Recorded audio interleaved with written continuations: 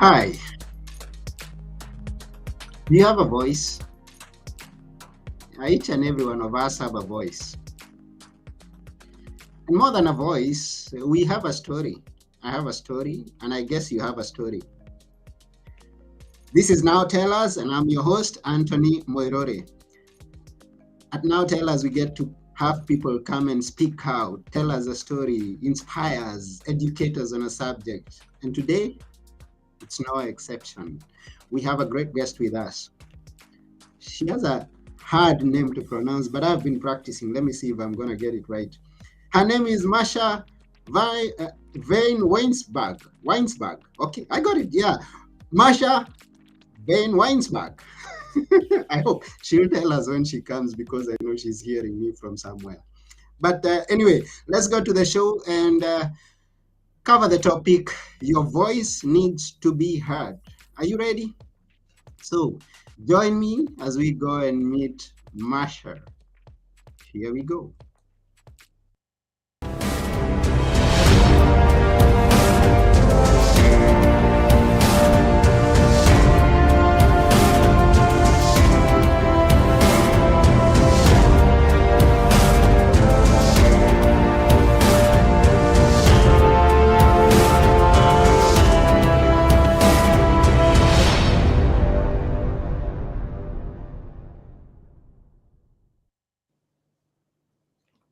Here we are going to meet Marsha now.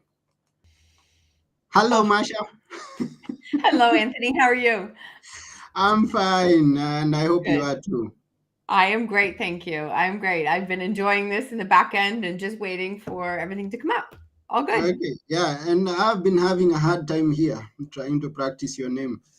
And it's a big name. It's a big Yeah, name. I'm tell us how to pronounce it exactly as you would want it. okay. Marsha Vanwynsberghe. Vanwynsberg. It doesn't look Yep. like that. But anyway, it's a long name, and you've got to tell us how it came to be you. Okay. Vanwynsberg. So I've been married for it will be 30 years this year. Wow. And yeah, I know. And when we were joking when I got married that, maybe my husband, maybe I didn't have to change my name or maybe he could change his name. And he used to joke and say, no, it took me my whole life to get this name figured out. You're going to have to use it. So, and it is actually really funny because a lot of my family will send me, like when they mail things, they'll say to like Marsha Van W. They still don't spell the name. Very few people still. So I'm just very used to it. Now, it must be a very courageous person who tries to write that name. So, and it's I get good to have used a to it. unique name. It's good. It's a good thing to have a unique name. Nobody else has it, I guess. No, actually, there's a blessing because on any of my social media platforms, or if you go to Google and you start typing Marsha Van W, Mhm. like it's almost all me. And so that's a blessing because it's easier to, connect the dots then. So That's what I'm saying. That's what I'm saying. mhm. Yeah. So, let us know, where are you? I am in Waterloo, Ontario, Canada. You're in Canada. How is I'm it there? I guess it's snowing right now. Yeah, it is. And you know what? It's actually we had a lot of snow in the last 2 days. We Mhm. haven't had snow.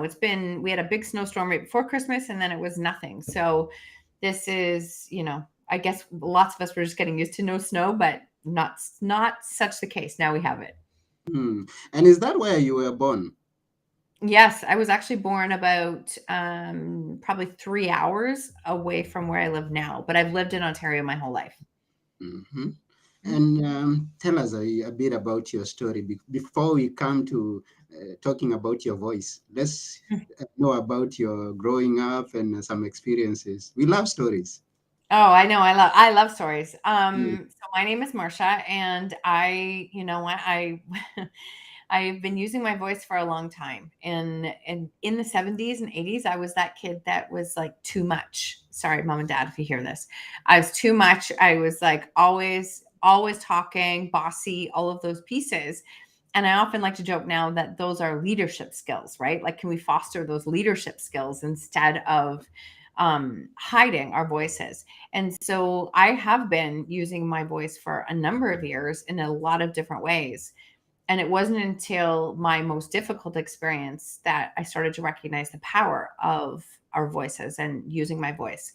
And about a decade ago, we started to deal with teen substance abuse, and I found myself being really small, like, to be honest, really, really small in my own life, because we just go into protective mode, right? We want to save ourselves from the judgment, the opinions, the criticisms of others. And so playing small felt safe. And I say safe because nobody wants to be exposed, nobody wants to be hurt. Mm-hmm. And eventually there came a point where, sure, I was safe, but I was very much alone, very much isolated, and I still had the problems. And that was a moment when I recognized that my way wasn't working at all. And as well, when you deal with a situation like this, you're, as a parent, your hands are very much tied. It's very hard for people to understand, but your hands are very tied. There was so many things that I could not do, and I could not help. I could not fix it. They're very, very tied. So my Mm-hmm. voice was the only thing I could use. And I started to use my voice in ways because it was the only change that I could create. So that was, in small groups, in safe groups, in small stages, um, eventually on some Facebook Lives and then some podcasts. And I started to trust and use my voice when it was really scary, when it was, I was afraid of what people would think. And the most interesting thing happened because we don't speak up because we're so afraid of what the people in our life are going to think or say about us, when Mm-hmm. actually our voice will connect us with the people outside of that circle. And that is who we can actually support and help and make a difference with. So I often say that when you're afraid to use your voice, you might be looking at the people in your circle right now and making a decision based on that. But the people that you're meant to impact and the people who can impact your life aren't in that circle. They're not even in that circle. They're outside of that circle. So you have Mm-hmm. to be outside of yourself and know that your voice can make a massive difference. Mm. Now you mentioned two important things there, two very great insights. And when you were growing up, how people used to perceive you, and maybe how you were not. And looking back, you see that there were good qualities where people could say, oh, now this is an unruly child. And this goes to parents out there who Mhm. need to observe the children and see if whatever they consider a bad action, a bad habit, could actually uh, come out to be a strong point of their lives. So leadership skills from being someone who's bossy. That's interesting. Yes, and the others, yeah, people are hearing that and they'll hear much more. Now, I want to know this. You were growing up that way, and the parents, your parents were seeing you in one way, teachers and the students maybe, and it's true, something was happening behind the scenes.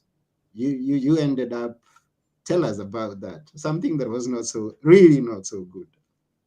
Oh, I ended up being in this space of like wanting to, I don't know, feeling like I had a bigger purpose, feeling like I had more to do, more to offer, more to help. Mm-hmm. And so, I mean, I remember going back, I think I was maybe 10 or 11 years old, and I asked my parents if I could speak in a public speaking contest. Mm-hmm. Okay. So, and they were like, absolutely not. I'm like, why not? And like, cause that's scary. And Mm-hmm. it's funny because we always project from ourselves, right? My In their mind, that was like, that's scary, putting yourself out there. And I'm Mm-hmm. like, not scary for me. I want to do it. And so I did. I put myself in those situations and kept putting myself out into those circles. So I did use my voice for a lot of years until I felt like too much of what was happening in our life was not something that I wanted to share. Mm-hmm. And I also didn't know how to share it because I was in a lot of pain at that time and I was feeling a lot of the emotions at that time. And learning how to share that message and share my voice, the first few times I was beyond scared. I was so scared of what will people think and say, until when I started to speak, I had people messaging me saying like, that's my story. You actually just shared my story, but I've never told a soul. And I started to hear so many people that were were feeling what I was feeling. And all of a sudden I had that little light switch moment that we all need. That's like, Mm-hmm. wait, I'm not alone. You mean it's not just me? Like Mm-hmm. when we're in the middle of pain, we assume it's only us. We assume Mm-hmm. we are the only ones in the world that are struggling, which is so ridiculous. Mm-hmm. But we all do it. And being able to use my voice and share has allowed me to connect with people from, and I mean literally all over the world. It's opened up doors and opportunities and friendships and connections. It's been the best thing that I have ever done for myself. And it's helped me to connect to those people, but it's also helped me to heal and trust my voice to keep using it. And what could that story be? I'm imagining what could that story be that I couldn't identify with and say, oh, that was me. Mhm. Tell us For that story. Right? For me, it was that, I mean, in full transparency, as a mom, I thought I had failed everything. Mm-hmm. I thought I had failed everything, and I didn't wanna be seen, and I didn't wanna be heard, and, show me one parent who doesn't think that they're failing at one point in time. Mm-hmm. Like, it's just we're all so being seen is vulnerable, but being vulnerable allows us to connect, and that's the piece of connection that's really powerful. And if you go, I hardly ever do a podcast without referencing Brene Brown, but the one thing she talks about is like the number one need as humans that we want and crave is connection. And you cannot get to connection without Mm-hmm. allowing yourself to be seen. And you can't allow yourself to be seen unless you're allowing yourself to be vulnerable and to be heard. Mm. And that goes out to someone who's listening out there. You've got to be seen. And to be Mhm. seen, you've got to be vulnerable. But that's where it all starts towards your greatness, I guess. Now, tell us about that. Uh, I dream of big dreams, and then I put myself in a box. Like, I don't want to go out there, Mhm. and that is maybe influenced by the people that I surround myself with. How do I come out of that box? What are the steps? Do you have some tips to just do that, to come out and speak out and be heard? Which are the Mhm. steps that you can give us? No, that's such a great question. What I would ask first, if you feel yourself in that box, and we've all been in that box, right? For anybody who's listening, get clear on what does it feel like in that box? Do you like the feeling of the box? Does it feel expansive? Does it feel like there's opportunities? Does it feel like you have connections? Because people say it's really uncomfortable to share your voice and be heard. I say yes, and it's uncomfortable to be in the box. It's uncomfortable to not be heard. It's uncomfortable to be isolated. Like you get to decide what discomfort means to you. You get to decide what you choose. So, yes, it's very uncomfortable to put yourself out there, and it's uncomfortable to be small and to not live up to the potential that every single one of us has. Every single one of us has. That's Mhm. important. And so one of the first things I would say is getting clear on what it is that, what are you craving more of? If you're craving more of connection, you're not going to find it in the box. If you're craving more freedom with your voice, you're not going to find it in the box. If you're craving more growth in yourself, and deep down you have a message that can help others, you won't find it in the box. So, yes, you don't jump into one, you take steps. We take baby steps, and that's what we do. So, when I think back to some of my very first baby steps, they were like Facebook Lives. They were doing, we didn't have stories then when I first started. They Mhm. were, where can I speak in small groups? I did small stages and I did 10-minute talks. I was scared to death of doing some of those things. So, how can you put yourself a tiny bit outside of that comfort zone? Because I mean, as humans, our number one concern is that we want to be safe. You might not think that that's your concern, but it's like literally your subconscious mind. Its responsibility is to keep you safe. And so, how can you take one step and start to recognize that um, I'm safe? I'm safe and I'm okay. Like it's definitely, I'm okay. You need to rewrite that story. Secondly, getting your thoughts outside of yourself can make such a big difference. And what I mean by that is that like we all can make a difference. We all have gifts to use. We all have impact that we can create And it only happens outside of the box and outside of ourselves. We have to start to think about, like, how can this help others? And we all have something that can help others. So when I first started to share, I just had this deep-seated feeling that if I could connect with others and if I could help others, then and turn my pain into a purpose, then that would feel good. Like, that would feel good to do something with, like, the most difficult story of my life. So start thinking outside of yourself and recognize that you can actually help others. And my tagline, I say it all the time, might sound cheesy to some, but it's like literally someone somewhere is praying for the solutions you're holding on to. Like, Mm-hmm. get out of your own head and get out of your own way and start to use them, because those connections that it can create, they're beautiful. Yeah, someone somewhere is praying for the solutions that I could be having. Yeah. Yes, someone is waiting for me to speak. And the purpose of me giving my voice out there is to help someone make an impact in some areas, a society, an organization, Mhm. and a church or school or whatever it is. But then comes the question that I ask myself: am I really qualified for that? Am I the person? Am I? I love this. I love that you went here, because Mm, anybody who knows me knows this is a big question and a big comment. And I this isn't mine. This is something I've learned through listening to Ed Milet's podcast, one of my absolute favorite podcasters. The things that we judge ourselves for, the experiences that we walk through, the things that we criticize ourselves for, the things that we believe disqualify us for the work that we are here to do, are actually the things that qualify us. mm, You're qualified, you just might be inexperienced, and you mm, can gain experienced. So we're all, I mean this wholeheartedly. We are all, so like, we're born qualified. We're born with a gift and a purpose and something that we're supposed to do while we're here, right? Like, we're not supposed to mm, just sit and watch Netflix for 24 hours and do nothing. We know that. Like, we're not. We're meant to make an impact. And so the reasons that we stop ourselves most of the time is because we feel like, I'm not qualified. Like, I'm not good enough to do that. mm, And that's just your ego talking you out of it, trying to keep you safe, putting you back in the box and going, ooh, it's really scary outside of this box. Stay in here where it's safe. That's why I think it's really important that you go back to that list that I told you, that I mentioned about describing what does it feel like in the box. I know when I'm in that box, it's stifling. And I feel like I'm not living into my purpose. I feel like I'm not connecting with the people that I'm meant to. And so I have convinced my subconscious mind that box is more uncomfortable than stepping out is.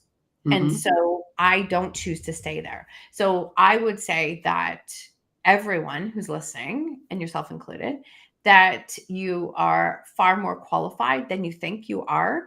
And the things that you judge yourself on for not being qualified, they are the things that qualify you. You just don't have the experience. How do you get the experience? You do.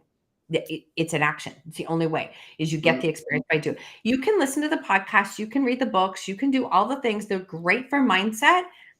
They don't move the needle forward, and they don't move you out of the box.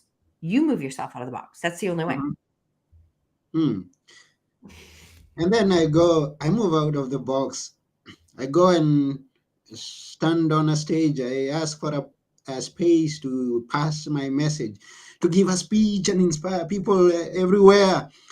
And then out of the audience, I'm going to hear someone say, "You are not the one." I mean, you don't. Oh, you're gonna get them. Oh, You're gonna that's get fake. them. That's a Yeah. fake one. Or maybe you put your video out there on social media and people are saying, no, uh, okay, I'll leave the details, but I've experienced that. You put out a video out there and there's someone coming calling you names. Some Yeah. are haters and some are giving you feedback that you may apply on. And tell us about that. Yeah, I love that you said this, because when you put yourself out there, there are people that are literally sitting there online ready to pounce on things. They're ready to pounce on your topics. They're ready Mhm, to, and we all know, we hear this someone's response speaks more about them than you, right? Like how somebody comes on and shows up in your comments speaks more about them than you. It doesn't mean that it doesn't sting. Okay, you're Mm-hmm. human. It's going to happen. It's going to sting. I would say the last 6 months, and people who know me really well, I have received probably the most hate comments I have ever had, and it actually did make me go quiet for a little while. I'm not going to lie, because it's hard and it's uncomfortable and you're putting yourself out there. And I think one of the things you have to keep coming back to is I have little criteria that I have in my head. Everybody's allowed to their opinion. They're allowed, like they're absolutely allowed. It's my page. I can block, delete, and move anybody that I want, right? It's my page. I get to choose Mm-hmm. what's there. I decide my boundaries. Like boundaries are huge. What gets access to my energy, I decide that. And Mm-hmm. then another thing that I've always used, and I go back and remind myself this, is this a person that I would invite into my house, have dinner with, have a conversation with? And I mean, I don't even get that far. The answer is always like no. And it's like, if it's a no, then who cares? Because we spend so much time worrying about that 1%, that Mm-hmm. 1% angry, upset, miserable person who's hurting, when there's 99% who are cheering you on, who are saying, oh my God, thank God they're speaking. Thank God they're doing something. Like, stop spending your time worrying about the 1%, because that 1% is just putting right back in the box that you said was miserable, that you didn't want to be in, and you're letting them stop you. I say this with love, they didn't stop you. You're letting them stop you. That's two different things. So remember, get the picture bigger. Who are you speaking for? Who are you connecting with? We're not meant to connect with 100% of the people. And we're not meant to, because like we're just not. We're not. We're like, we might have an impact and a reach with like maybe 10 to 20% of the people that we actually come across. So stop giving the power to those few people who are showing up in a very angry energy. They probably treat most people that way, and they're not your problem to fix. Yeah, and at some times, those people who are doing that, I've come to know that some of them are crying for help. They are in a situation where they need you to pay attention to them and give them a new perspective in life. That's such a good point. It is in some ways a cry for help. And if they want to create change, they might circle back to you. Who knows? Who Mm-hmm. knows? Your voice, I promise you, anybody listening, when you start to use your voice, you will be a trigger for some people. You will be a trigger for some people, Mm-hmm. because I've shared that I was a parent who dealt with teen substance abuse, and I've really had to navigate a lot of opinions, judgments, and criticisms from others. And I have worked with people who have overcome and shared incredibly difficult stories. What happens sometimes is people will message me and say, that's impossible. You don't know my story. And they'll give me like 20 voice notes of everything that's wrong with their story, because that story, I say this with love, that's their identity. That's who they are. That's their identity. That's what they know. And that's what they hold on to. Changing that is changing who they are. They have to get to a space of saying, I don't want to be this person anymore. And I want to change from this. And they have to be willing to let go of that identity. I had to do that. I was a victim for a really long time. I was an angry, miserable person. I honestly was. And I had to learn to let go of that identity before I could move on. So don't judge them. Don't meet them with a ton of anger. You just get to decide what gets access to you. And I've been getting really good at like block, delete, and move on, because I'm not here to convince anyone. I'm not. I'm here to give hope to people who do want to use their voice and change their story. Wow, thank you. Thank you very much. And thank you also, our viewers. We see you. We thank you for participating. We have Akro Vero, who says we are meant to make a change. And I, he thinks many people miss this point in life, that we are here to make an impact. That is I believe, 100% believe we're here to make an impact. And I think people miss that not because we're rotten people, but because we get caught up in ourselves. We get caught up in ourselves and our story and our pain and our difficulties and our challenges. And I actually think that we can shift and change a lot of that when we can get outside of ourselves and think about the bigger picture. And I'll tell you, it's very healing when you can start to do something good with a difficult time in your life. It really is healing. I can't even, there's no words that do that justice. Hmm. Jeremy is asking what's the topic. Oh, the topic that we've been covering is that your voice needs to be heard. Oh, no, heard rather. Your voice needs to be heard. Go out there and speak out. Tell your story and make an impact in the world. Because by you keeping quiet, you're denying someone an opportunity to hear something new, to apply something in their life that can be life changing. Them Mhm. learning from your story that you're willing to be vulnerable at could be the turning point of their lives. So, And as soon as it's the turning point of their life, it also impacts you. Like you don't do it for that reason, but you grow as a person and you learn. And you know what? You also build some confidence and courage then too.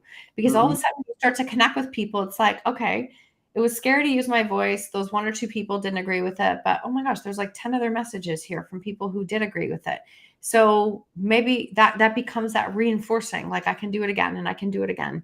And every time I think about using my voice, especially, and I've just done it in the last few days on a really vulnerable topic, that when it's hard to do that, I stop and think who's in my life today because of vulnerability. And I will tell you, like 95% of the people in my life today are here because I chose to share a vulnerable story. And I can't even fathom where I would be. I don't even know if I'd be here, to be honest, where I mhm. would be today if I hadn't done this and allowed to build these beautiful connections and relationships with people. Are you willing to share with us that vulnerable story? The one that I just shared. Uh-huh. Yep. Yep. I mean, I put myself out here, right? So this is exactly what we're doing.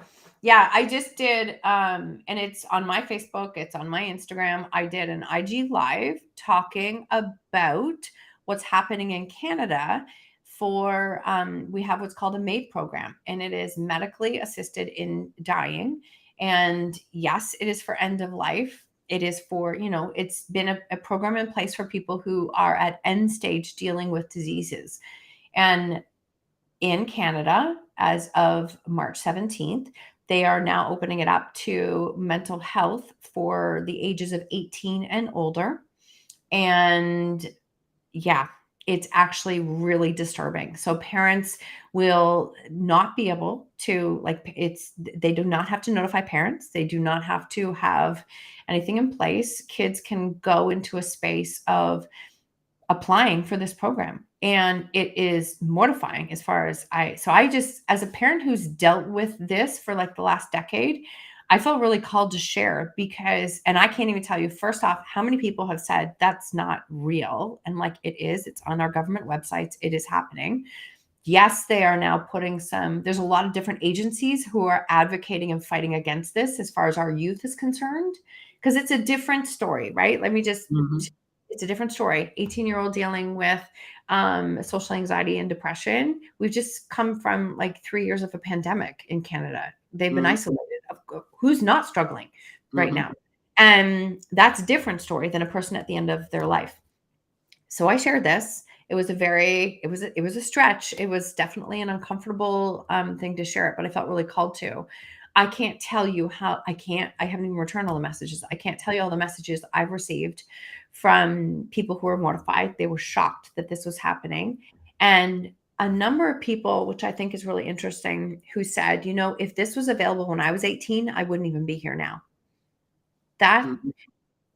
I think that's really powerful in the sense that people are in this space of, you know, can we just normalize for a second? I'm just talking about mental health and depression.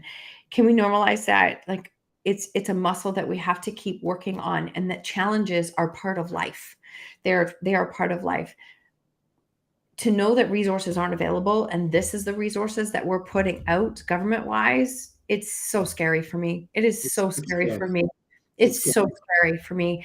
And so I've opened up a dialogue that has spread. I've had some journalists reach out. I've had some conversations. It's definitely, it's been a moment. And as my husband, who's wonderful, he was like, "Are you willing to put yourself out here? Because this is really putting yourself out there." And I'm like, "Yeah, because I feel like I have to." And so, yes, I've had opinions from people who are upset with some of the things that I've said, but they might be one or two. And I've probably got, like, no joke, probably 40, 50 messages from people who have said, "Thank you for sharing. I had no idea. This is like, we need to speak on this. Who can we contact? What can we do?" We need your voices. I don't care what the topic is. I'm just giving you an example of what I've done and what I've shared. But we need your voices, and our voices can go so much further than you could ever imagine. So I was really, really scared about talking about this topic because it's current and relevant right now. And I'm so glad I got outside of myself and did it. Oh yeah, sure. And thank you for that. The story doesn't have to be just about me, myself, and I. People say that as long as it doesn't affect me and it doesn't affect me here and now, then I am not uh, going to indulge myself into that, going not to care about it. So Akro agreed and says many people are becoming more individualistic, and that's less realistic in the society. It sadly, it's true. It is true. Mm, We're a bit of a survival of the fittest, take care of ourselves. I'm not saying not to take care of ourselves, but we do tend to think of ourselves first. We have to make ourselves a priority. Please don't twist the words. We have to make ourselves a priority, but we have become a little bit more individualistic, and we can make a bigger impact when we can again think outside of ourselves. Because if I can just piggyback on one thing that you just said there, Anthony, you said that um, many people will hear that live or hear what I just talked about and say, "Well, that doesn't affect me." And my answer to that is it's only a matter of time before it will. Because I've done over 500, 600 podcasts, and it's literally a 1 to 2 degree separation that every person I speak to has been affected by mental health, by addiction, by substance abuse, by suicide. They have been affected or impacted in some way, shape, or form. It, it's impossible to not be affected by it. It's impossible to not have it reach. So if you're hearing it and you're like, "Well, that doesn't affect me," right now is all I'm going to say right now, because it's mm, going to affect all of us. It is a program they're putting into place that is going to have major implications that are going to affect far beyond us. mm. So this goes out there to all the listeners or the viewers. Make your voice heard. It needs Mhm. to be heard. Things that concern you and your family, and things that concern the society at large. You don't have to keep quiet. Speak out. Come out of Mm-mm. your box. And be vulnerable out there, because that could be the only beginning point to your greatness and to the change in the society towards the better tomorrow that we want in our lives. Be the change that you want to see out there. Mhm. It's literally on my wrist. I have worn that for 7 years. I'm so glad you said this. Be the change you wish to see, because every time I get small, I'm thinking about myself, and I'm like, no, I can't complain if change is not happening, if I'm not choosing to be that change. I can't. So be the change is one of my absolute go-to quotes. Wow. Yeah, change is not happening because you're not speaking out. So how can Right. it happen if you're keeping quiet? Right. Wow, wow. This has been a beautiful episode. We are coming to the end of it. Our time is up. But before we go, we'd like you to tell us if those people who are listening would want to connect with you, in what way can they connect with you? And what are you willing to associate them with? I mean, are you coaching? Do you have books? What? Tell us everything. Now tell us. Yes to all of the above. The easy way is anywhere through social media is Marsha Van W. That's my website is Marsha Van W. My solo podcast is Own Your Choices, Own Your Life, and my other podcast is called Everybody Holds a Story. I'm all about stories and learning how to share them and share your voice. And I just finished recently my NLP trainers, my neuro linguistic trainers program. So I have been able to put all these tools together in a coaching certification called Outspoken to help people to learn how to trust, use their voice, and speak it loud. So anywhere you can connect with me online, you will see all of that information. Thank you. Mm-hmm. And thank you for making it easy for us. That's www.marshavanw. More W's. marshavanw.com. You're awesome. You're awesome. Thank you so much for having me, Anthony. Honestly, I love this conversation. You're most welcome. It's been an honor and a great delight to have you on our show. Thank you so much. Yeah, but before we go, we always like to hear some last words, some things that we should always remember, even when you're gone. What are those things? Something. I always say, as I said before, like someone somewhere is always praying for the stories or the solutions that you're holding on to. I think the big one for me is the story only ever has the meaning that you give it. So whatever you decide is the meaning of the story, you are correct. If you say your story has meant that you have failed, that you are not successful, that you should like hide in your box, then you're right. That's the meaning that you're giving the story. So the story only ever has the meaning that you give it. And every time I feel myself playing small, going back into that box, I have the conversation with myself. What are you doing, Marsha? And it's like, no, you've made that story mean something else. And so learning how to not make it mean something about ourselves, because when we start doing that, we then slide into self-doubt, self-sabotage, self-criticism. We don't need to do that. Anybody listening to this is like, I want to learn how to use my voice, but I'm afraid of what others are going to think or say of us. It doesn't matter, because you're your own biggest critic at all times. 10,000 times you are your own biggest critic at all times. So get out of your own head, get out of your own way. The story only ever has the meaning that you give it, and the freedom that you can feel on the other side of learning how to be that true, authentic version of yourself. It is so worth it. It's so worth it. Wow. From today, I'm changing my story. I'm the most successful podcaster. I am an author, a best-selling author everywhere. And yes, I'm a motivational speaker. So I am successful everywhere that I go. Well, and you're doing the thing. Listen, do you know how many people even think of starting a podcast and don't? And you're doing 5 episodes a week. So if you're not celebrating yourself, I am celebrating you for doing that. Wow, thank you. Thank you very much. I'm honored and humbled for those from those words. You're welcome. Yeah, everybody, thank you very much. It's been a pleasure having you around. Thanks for the comments. Please share these with your friends all over. Yes, at least if you're not going to speak out tonight, please let us speak out to your friends. Send this to your friends, all of them. Mm-hmm. This has been Now Tell Us, and it's been a great one because of Marsha Vanwynsberghe.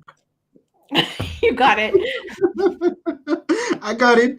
And now we've got to go. It's over. The episode is over. This has been Now Tell Us. I've been your host, Anthony Morore. And together with Marsha, we are saying bye for now. Thank you so much. Yeah, bye.